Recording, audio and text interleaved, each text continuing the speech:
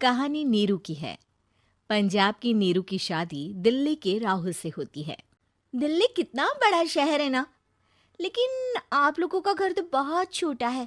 हमारे पंजाब में तो ये बड़े बड़े घर होते हैं कि मजा ही आ जाता है। कोई बात नहीं नीरू, मैं भी तुम्हारे लिए बहुत बड़ा मकान बनाऊंगा बहुत जल्दी।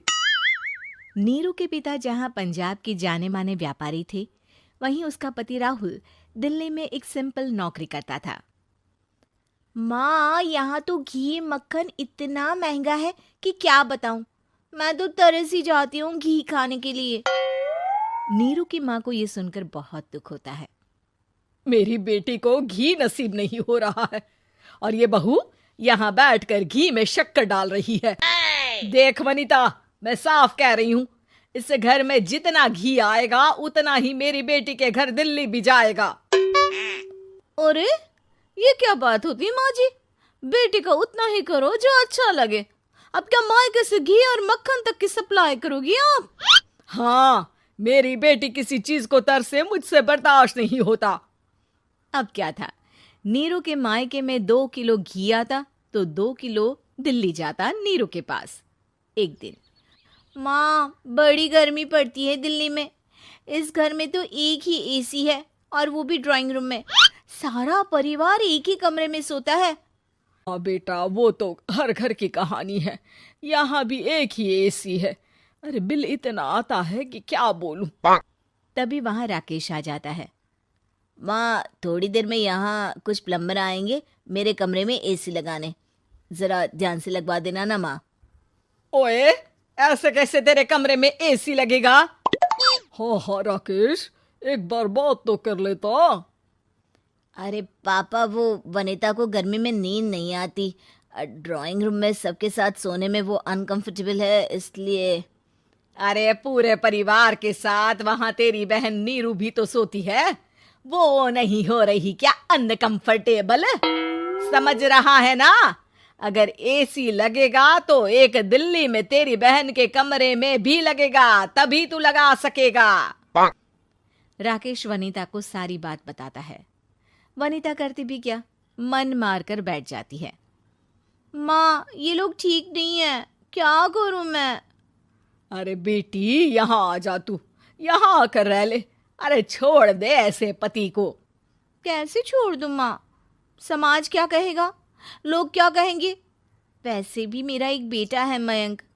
अरे हटा बेटा, तेरी उम्र ही क्या है, इतनी परेशान रहेगी तो काम कैसे चलेगा।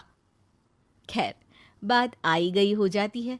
माँ को लगता है कि नीरू ठीक है, तो वहीं नीरू के मन में एक ही लाइन चल रही होती है, यहाँ आजा। माँ ने तो बोल ही दिया है कि यहाँ आजा। बस मयंक थोड़ा सा बड़ा हो जाए, इन गरीबों को छोड़कर मैं वापस माँ के पास ही चली जाऊंगी। वो इसी सोच में बाजार में चल रही थी कि मैम, आपका दुपट्टा जमीन को छू रहा है। नीरू जैसे ही उस लड़की की तरफ देखती है, देखती ही रह जाती है। हाय रे, कितना सुंदर लड़का है ये। अब क्या हुआ? मैंने कहा आपका दुपट्टा। तो खुद ही उठाकर दे दो ना। लड़का समझ जाता है कि नीरू उस पर फिदा हो चुकी है।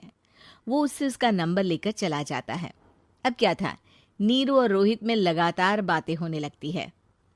मैं हरियाणा का रहने वाला हूँ, यहाँ एक बड़ी कंपनी का मैनेजर हूँ। अच्छा, और कितने बच्चे हैं तुम्हारे? बच्चे? अरे मेरी तो शादी भी नहीं हुई है। तुम बताओ, शादी करोगी? नीरू शर्मा जाती है। अब लेकिन मैं तो पहले से ही शादीशुदा हूँ। मुझे फर्क नहीं पड़ता, बस तुम शादी कर लो, भाग चलते हैं। बहुत पैसे वाला हूं मैं, हमेशा खुश रखूंगा तुम्हें। नीरू रोहित से मिलकर सारा प्लान बना लेती है और फिर एक दिन घर से भाग जाती है।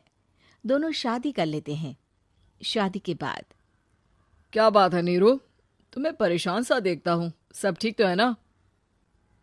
हाँ हाँ, सब ठीक है।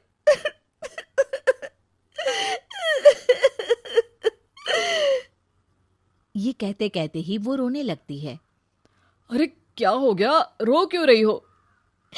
मैंने तुमसे एक बात छुपाई है।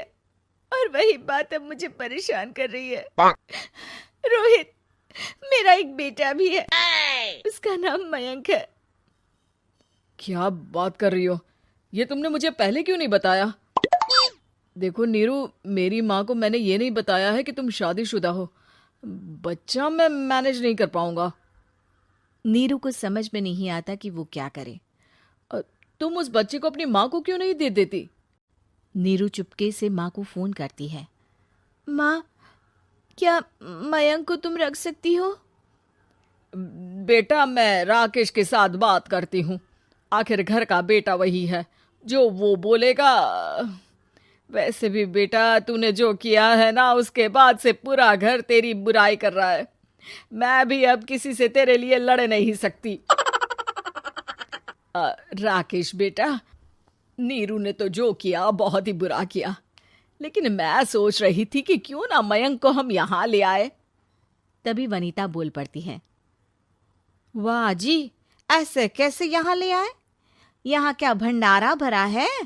और जिस बच्चे की माँ ने नहीं सोचा, उसके लिए हम क्यों सोचे? नीरू को एक बार तो अपने बच्चे के बारे में सोचना चाहिए था ना। अरे लेकिन तेरे पास भी तो लड़का नहीं है ना वनीता। माँ, वनीता ठीक बोल रही है। कल को वो बड़ा होकर इसी घर का हिस्सा मांगेगा तो हम क्या करेंगे? माँ कहती भी तो क्या, वो चुप रह जाती है। वहीं नीरू का पहला पति कहता है। माँ, अगर आज भी वो वापस आ जाए तो मैं उसे माफ कर दूंगा। बेटा, गरीबी चीज ही ऐसी है, क्या करेगा। तू तो अब मयंक का सोच।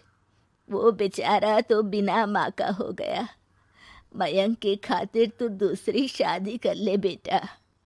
लोगों के लाख समझाने के बाद नीरू के पहले पति की शादी रिद्धि से हो जाती है, जिसके पहले पति से 2 बच्चे होते हैं।